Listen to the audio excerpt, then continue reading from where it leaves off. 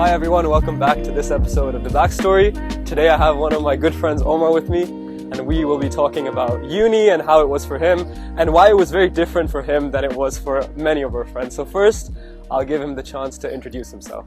So, hello, my name is Omar Elgioushy. I'm studying in Germany, mechanical engineering and business, and I just finished my first year going into my second year. Perfect, so let's get started. Now, me and you have known each other for quite a while, right? So let's start with how it was for you before first year of uni.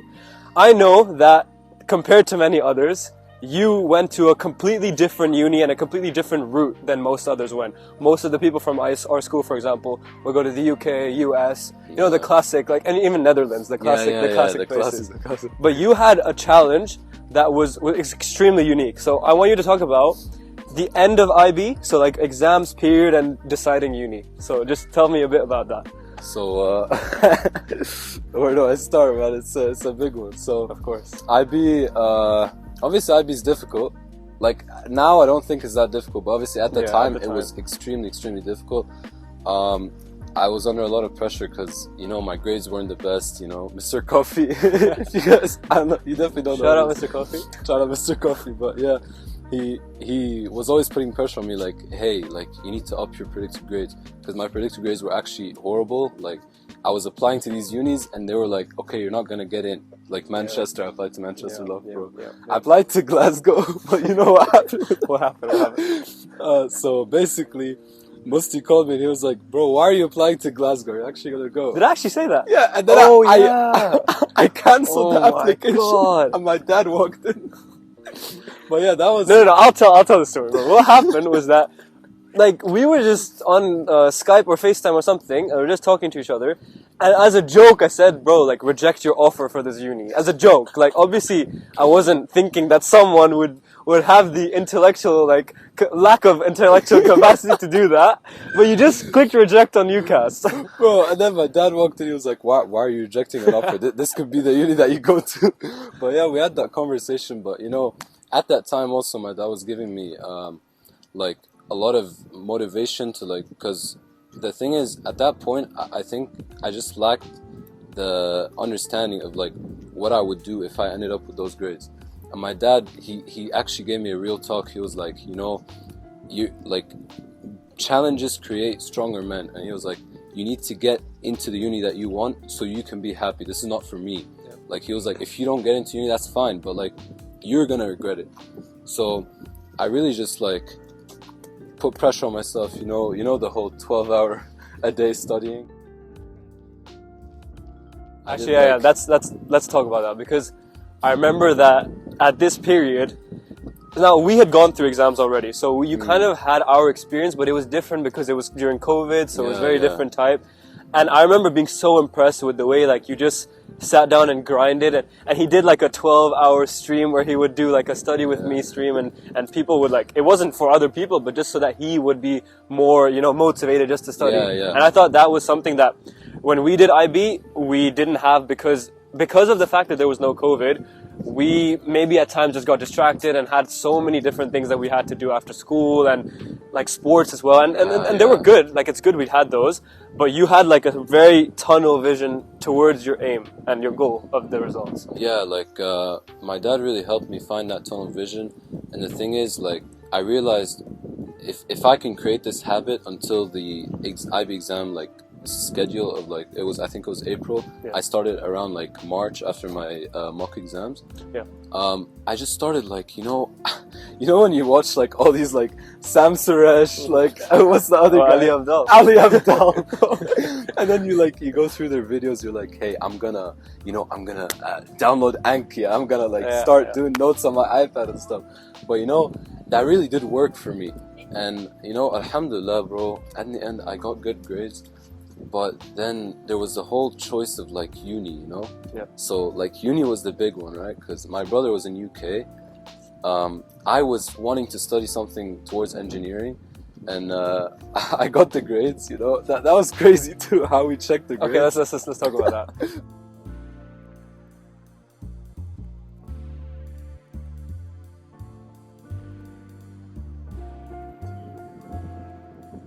Yeah, so tell us about the. Oh, I can also actually say it. That it was so funny that on results day for him, for IB, he's in Egypt, okay? And whenever these guys go to Egypt, and by these guys I mean him and his brother, it's always so funny because they have no Wi-Fi, okay? No Wi-Fi. No Wi-Fi. And so he has some like 1 bar maybe of service. He messages me, gives me his IB like credentials to go in and check the grade.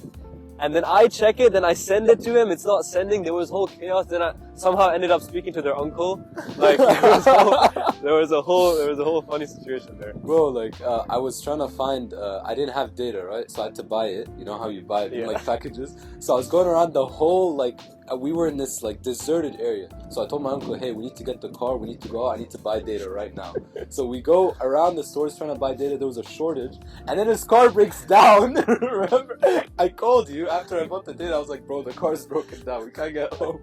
It was the funniest thing ever. But then he sent the results to my dad, and the call I got from my dad after that, it was crazy, man. Like the feels, and you know, after that, obviously the big pressure was getting into uni, and that was like the really, you know, the big point. Because in the end, I ended up in Germany, obviously, as I said, which was very like unorthodox. So different. A lot of the people went UK. My brother went UK. You guys all went UK. Most of the people from my grade went US, and a lot of them went Netherlands.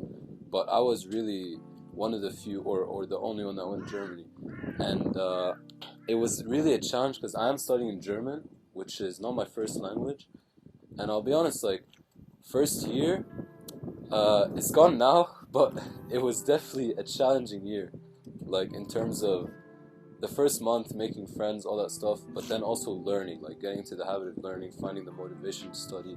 How was it like language-wise? Because we spoke German, okay, before, but we didn't. It's a whole different thing to study in that language and like use like medical and scientific terms in that language, because we've just learned it as like just something we can use to speak. But you were like studying it. So how was it when you first went? Like when you first went to first year uni, how was it to adjust? Did you have feeling that, oh, I'm gonna like, this is not it? Yeah, bro. It was like a lot of feelings at that point, and a lot of them were feelings of like, hey, like maybe I gotta drop out. Maybe this was too much for me, you know. And I remember like at that point I was calling you guys a lot. I was calling also my old friends a lot because it was difficult to make friends. Like at that point it was like, you know, the Germans, like there's the stereotypes, but a lot of them are true. Like the fact that they drink a lot and that kind of stuff. I was trying to find like friends that would keep me on a good path, you know, that kind of stuff. But yeah, the first month I was just kind of going to these uni parties, you know.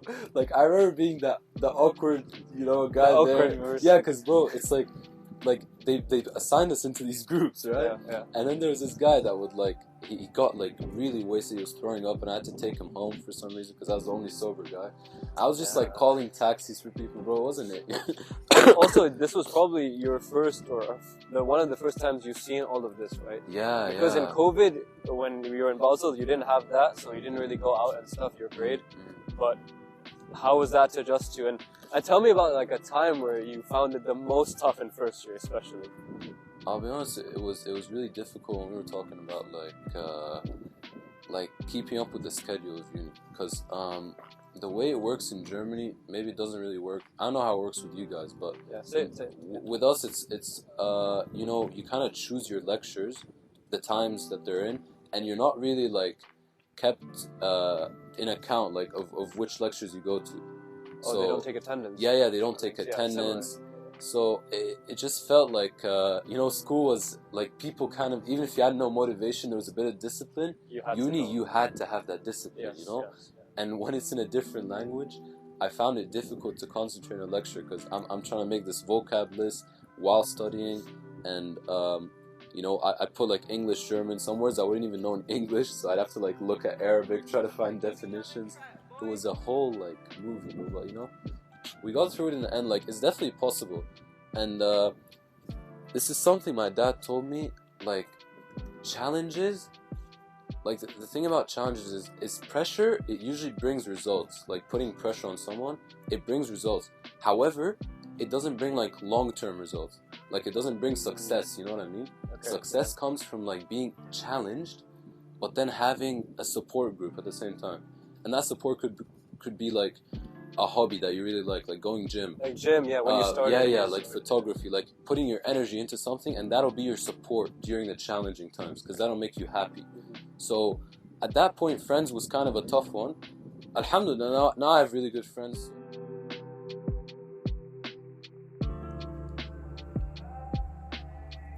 Okay, so let's get more into what you spoke about earlier, is like the hobbies you had, how those helped you adjust to a new uni life, and also the friends you made. Just tell me a little bit about that. So yeah, like the first month, as I said, it was like, chilling with the party people. It was the group that the uni assigned to me. And I'll be honest, bro, like I was in a bad place, like mentally then, because even though the way it works with us is the exams are like after the semester, so you don't really get tested on your knowledge. However, you get these like little tests, and these can only help your grade, they can't reduce it. And in that case, I was getting really bad grades in all those. Like sometimes I wouldn't even pass, like not pass, but like I wouldn't even get a good grade, which would like help my grade later. And that like put me in a bad place. Having lack of friends, it was difficult. And the train, obviously the train from Germany to here is like 6 hours. So long. It's very, very long. So even visiting my family was difficult. And I didn't really have anyone to talk to at that point, so I was just kind of like trying to get through with it. And I found gym. I went into the uni gym and I started going gym a lot. And like I said, it's like it was the support for me during the challenging times, which I hoped would bring me success, from what my dad said. And then eventually, I found some friends in the mosque. Like I went to the mosque, and the thing about those friends is like I felt that they didn't really have the whole part where they were separated into groups like in school. Like you'd have like the skateboarders, the people who would do this, the people who would do that, and then I couldn't really find my place in that during school at ISB, least. Yeah, ISB. But in uni it was the same thing and even worse. But when I went to the mosque, it was like everyone was together. So that's when I really found like my true friends, bro.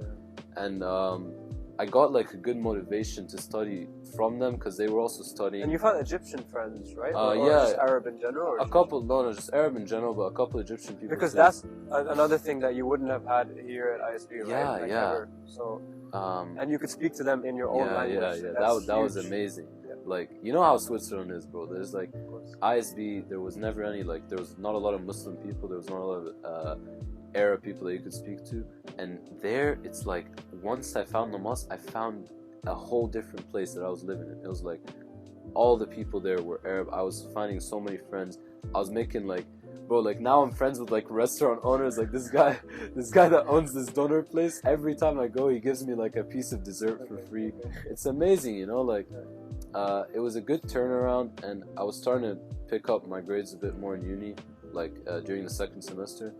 But it was all about like when you're in that challenging situation, it's just you need that support group, and that's either going to be your friends or something that you can rely on, a good hobby like going gym, something that makes you proactive, gets you outside, gets you out of bed in the morning.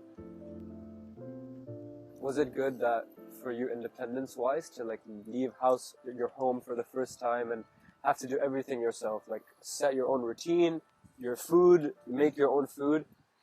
That way, I think, compared to me, for example, you had a much better start, I think, routine-wise, because I didn't know how to cook anything, like zero. I don't think I'd ever cooked anything before. And same with Ahmed, like your brother. We kind of bonded on that as well. But you had maybe a bit more just through learning from us, or maybe it was just through learning online. I don't know how it was, but maybe food-wise, at least, you had more of a head start than us. You guys would always tell me like I seem like more mature, right? Yes, 100%. Like remember that video of him like cooking the pasta the first time? There's this one video of him, bro. There's many videos of him. Many videos. There's a lot of videos. One in particular is crazy. The cameraman's laughing. Everyone knows. But yeah, I definitely had like I'm like, I don't know how to say it, man. Like, would you say that I'm an introverted person? I would say you are, but I think that I wouldn't be considered extroverted, but I'd say like I'm a combination of both. So it's like you like your own time. Yeah. But when you find your people, you're very social with those people. Yeah. So you don't just go on like and talk to millions of people and have a million friends. I don't think that is something that works all the time. But for you, I think what I saw from the outside, because I didn't know you for years and years, I got to know you properly at the end of school and then your uni. Yeah. I feel like you needed like a solid group of people, and you found those through uni. Yeah. I think That's really what I needed. It's true, and I'm like. So I'm like a mixture too between extrovert and introverted, but most of the time I want to be independent.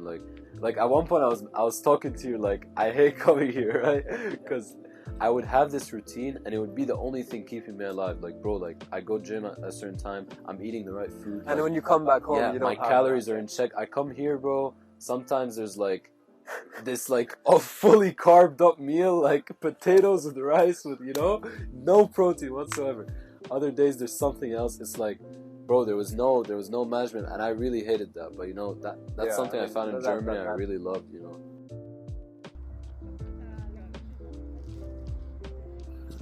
So Omar, there's a running inside joke between all of our friends that the only reason you went to Germany is because like Ahmed got to go to the UK.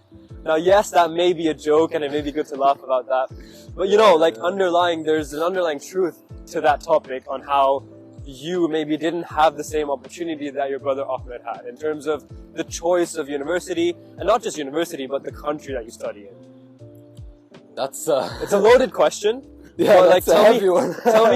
tell me how you felt, or how you felt at the time when you maybe didn't have the opportunity of selecting which country that you would study in, straight up. So I remember when Ahmed was applying to uni, there was always the idea of, hey, you should try to go Switzerland, you should try to go Germany. Like, that was always in the family. Maybe with me, I felt it was a bit more, like... a given? Yeah, like, hey, like, you should probably get ready for going Germany. You know the difference? I see what you mean, yeah. But, bro, like, just to start with, like, I want to say, like, I'm really grateful for what my dad did. Obviously, we're put in a position that, like 90% of people are not in this position, where you get to go to, like, you have a dad that came from Egypt, and now you get to go to this higher education, you get to go to uni. Obviously, I've been given an amazing opportunity. The uni I went with in Germany, it's a really top uni in terms of engineering, in terms of the course I did. But at the time, picking uni, it definitely felt a bit different, My brother was already, like, 2 years deep in his UK education. And obviously, like, I feel like going UK would have been good for me, like studying in English. But bro, like, how can you really know? Like, what? Like, imagine how I would have been right now. You have no idea.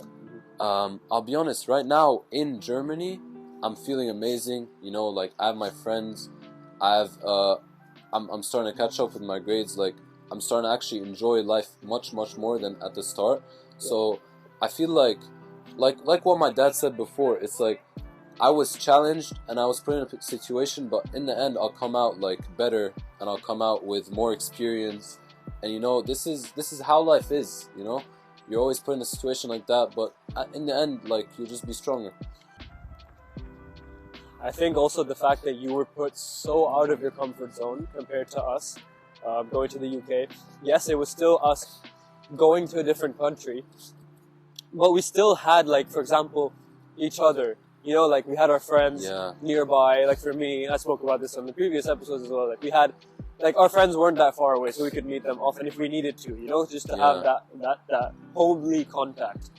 But for you, it was like, you're completely isolated and alone. There's no one from school there. It's like all you. But I think for you that turned out to be a positive, right? Because you had to do it. You couldn't not do anything. So in that regard, it's probably better. Yeah. Like, you'd say, I think my brother was talking about this with me recently, that like before uni, I didn't have the ability to make friends, right? Like, I actually couldn't communicate. Like, going to uni, and I was forced to do it because, for that whole support mechanism, like, I had the gym, but I needed like a social life. I was forced to make friends, and bro, that was like an amazing thing for me, because now it helped me out with my communication. Like, I feel like it's all God's plan in the end. Like, Allah, like, He destined for me to go to Germany, and now I'm really happy. If we're talking about like future, bro, like, I'm down to live in the city I'm in right now. for a long time. And you would have never thought that Yeah. on the first day when you first went to Aachen that, Yeah. I would want to. Like, you probably thought, I would only want to stay here for uni and not actually like it. But Exactly. you're saying that, which means that in the end, as you said, Allah has a better plan for Yeah, everyone. bro. Like I might get married there. You know, I might have kids there. It's like a whole city. Might do my masters there, work there. Yeah. So, like, So what's the future plan then? Like, you talked about it, but let's look more into that. So right now I'm thinking, like, I really want to take a gap here, to be honest, because uni is tough, and I have a 4-year course because I'm doing business included. So Really? Okay. yeah, I might have to like take a gap here after my 2nd year or my 3rd semester, and just kind of go in an experience the world, maybe travel the world. Which a is bit. actually, I think, a really good thing. It's something that maybe we don't speak about it enough, because you didn't have a break after IB, right? bro. You went straight into. I didn't even go to a grad trip. I wanted to talk about this earlier, bro, but when I went into uni, a part that really got me depressed too was the no breaks. I didn't have a grad trip, anything, so it was very, very tough. So yeah, I mean, I'll be honest though, like, in the end, this is how it is, you know? And this is how life works. It's ups and downs, but in the end, you'll make it to a place where you're happy, inshallah. Inshallah.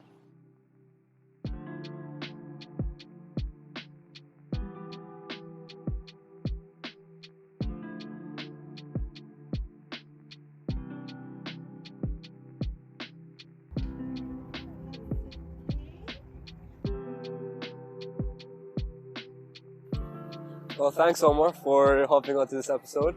I appreciate it a lot, and best of luck with all the things you spoke about that you're wanting to do in the future. And thank you for sharing such, personal and insightful topics with us. So say none, bro. hopefully see you soon. See you soon, man. Ciao. I said ciao.